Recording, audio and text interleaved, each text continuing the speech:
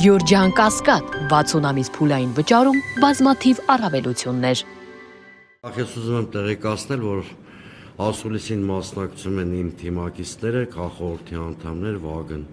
Մամիկոնյան, Հայկո Հակոբյան, Լիլիթ Սիլանյան։ Հիմա ըստ էության թրիփի մասին։ Ինչպես գիտեք, կոչվում է այդ փաստաթուղթը թրիփ նախագծի Հայաստանի Հանրապետություն, Ամերիկայի Միացյալ Նահանգներ իրականացման շրջանակի հրապարակման վերաբերյալ համատեղ հայտարարություն։ Ես ասեմ, որ այս հայտարարության ընթերցումից հետո թրիփի վերաբերյալ վերապահումները ավելի շեշտված եւ արտահայտված դարձան, այսինքն մտահոգություններս ավելի խորացան։ Մեկ բան է, որ հայտարարում էին թրիփ ընդհանրական, մեկ այլ բան է այս փաստաթուղթը, որի ուսումնասիրությունը կրկնում եմ ողջամիտ բանական մարդկանց մոտ միայն կարող է ավելացնել այն մտահոգությունները, որ ունի այս նախագիծը Հայաստանի համար։ Փաստաթղթի նախնական տեքստի ուսումնասիրությունը ինձ բերեց մի համոզման, որ այս փաստաթղթում միտումնավոր ինքնիշխանություն եւ իրավազորություն բառերը շատ հաճախ օգտագործված են քողարկելու համար այն փաստը, որ սույն փաստաթղթով իրականում Հայաստանի ինքնիշխանությունն ու իրավազորությունը էապես սահմանափակվում են։ Այսինքն դա երևույթին եղել է Փաշինյանի թիմի խնդրանքը, որպեսզի այս բառերը անդադ օգտագործելով փորձեն քողարկել այս փաստաթղթի իրական բովանդակությունը։ Դեկլարատիվ բնույթ ունեն այստեղ արտահայտված ինքնիշխանություն եւ իրավազորություն բառերը։ Շատ նման է նրան, որ ինչքան Նիկոլ Փաշինյանը խոսում է աննախադեպ ինքնիշխանության մասին, այնքան Հայաստանի սուբյեկտությունը լիմոնի պես ճզմվում է, եւ ինչքան Փաշինյանը խոսում է աննախադեպ դեմոկրատիայի մասին, այնքան ավելանում է քաղաքականավորների թիվը մեր երկրում։ Հիմա այն կոնսորցիումը, որը պիտի շահագործի Սյունիքով անցնող 42 կիլոմետր ճանապարհը կամ թրիփը, այդ կոնսորցիումում բաժնետոմսերի 74%-ը պատկանելու են Միացյալ Նահանգներին, ընդամենը 26%-ը Հայաստանի Հանրապետությանը։ Սա նշանակում է Հայաստանի Հանրապետության ազդեցությունը երկրորդական է։ Այսինքն Հայաստանի Հանրապետությունը որևէ ազդեցություն չունի ստրատեգիական որոշումների կայացման գործում, որևէ ազդեցություն չի ունենալու։ Ես հիմա արդեն պատկերացնում եմ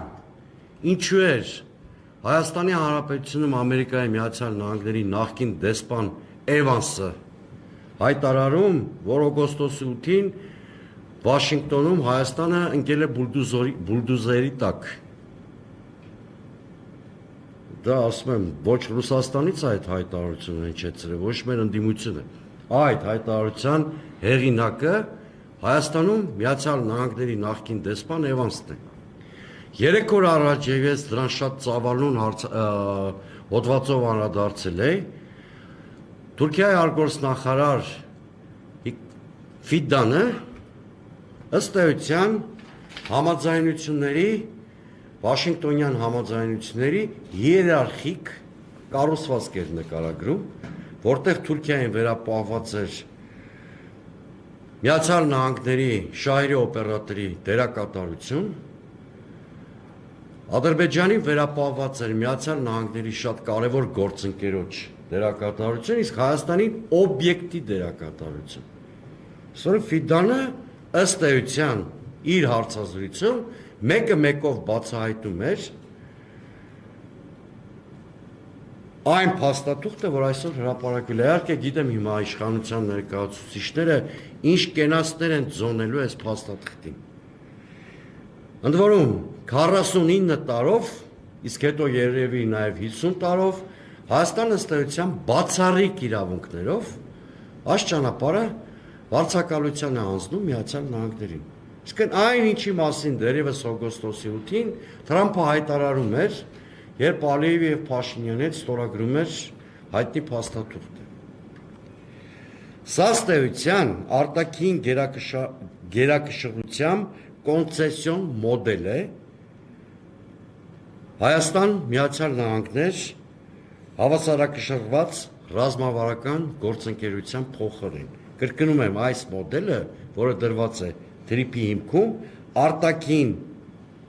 գերակայությամբ կոնցեսիոն մոդել է։ Ինչ հեքիաթ էլ, որ Արարատ Միրզոյան այսօր առավոտյան չպատմի, կամ Նիկոլ Փաշինյանը հիմա չխոսի։ Կա ի վերջո դիվանագիտություն, փառք Աստծո այս երկրում դերևս մարդիկ մնացել են, որոնք դիվանագիտական փաստաթղթեր կարողանում են ընթերցել։ Մյուսը փաստաթղթում հստակ արձանագրված է, որ Ադրբեջանի քաղաքացիները, ադրբեջանական մեքենաները եւ բեռները TRIP-ով անցնելու են տարբերակված ընթացակարգերով։ Կարծում եմ կարիք չկա բացատրելու, սա ինչա նշանակում։ Իսկ Հայաստանի այլ ճանապարհներին գործելու են այլ ռեժիմներ, այստեղ տարբերակված ընթացակարգեր են լինելու, որը առնվազն նշանակում է ճանապարհից բարձր, միջանցքից ցածր կարգավիճակ այդ 42 կիլոմետրի համար։ Front office եւ back office գործառնական մոդելը փաստացի պետական վերահսկողության առաջին շերտը դուրս է բերում պետական համակարգից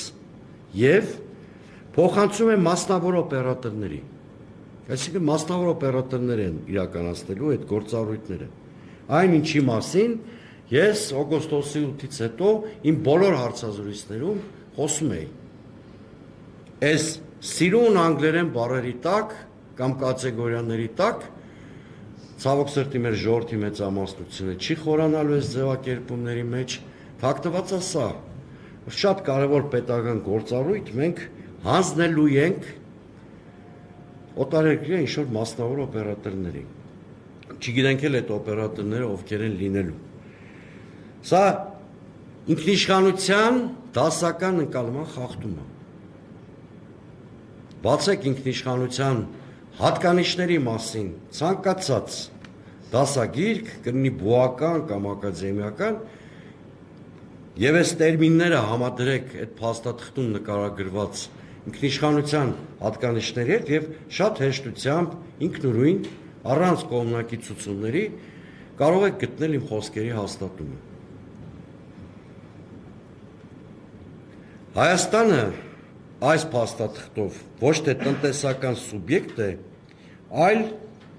որպես տարածաշրջանային տարանցիկ տարածք, որի միջոցով իրականացվելու են ավելի լայն աշխարհաքաղաքական օրակարգեր։ Այսպիսով TRIP-ը դառնում է տարածաշրջանի վերադասավորման գործիք։ Ավելի պարզ ասածս նկարագրեմ, սա մի նախագիծ է, որը ամբողջովին համապատասխանում է Ամերիկայի Միացյալ Նահանգների շահերին, Իսրայելի շահերին, Ադրբեջանի շահերին, Թուրքիայի շահերին եւ միջնաժամկետ եւ կարճաժամկետ հեռանկարում այս նախագիծը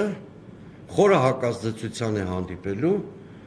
Հայաստանի առնվազն 4 գործընկերների կողմից՝ Իրանի Իսլամական Հանրապետություն, Ռուսաստանի Դաշնություն, Չինաստանի Ժողովրդական Հանրապետություն եւ Հնդկաստան։